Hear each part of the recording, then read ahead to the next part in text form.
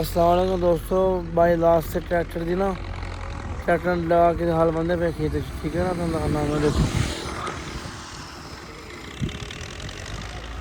जो देख सकते हैं ये है जी बाई लास्ट ला के ट्रैक्टर से हल बंदे पे माशाल्लाह ते बड़ा सोहना काम करते पे हैं, ठीक है ना। और कबर जी हैगी आपो ये जनाब सब काम करते पे हैं।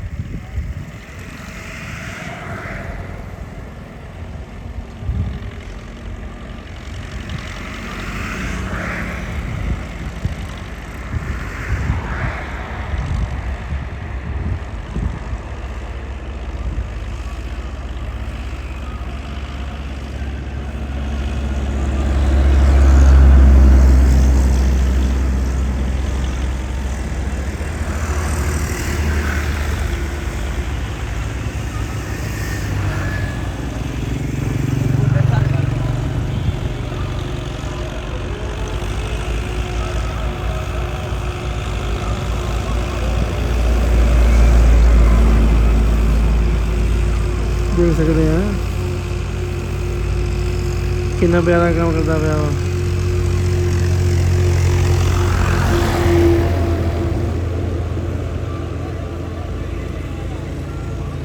बाई लास्ट से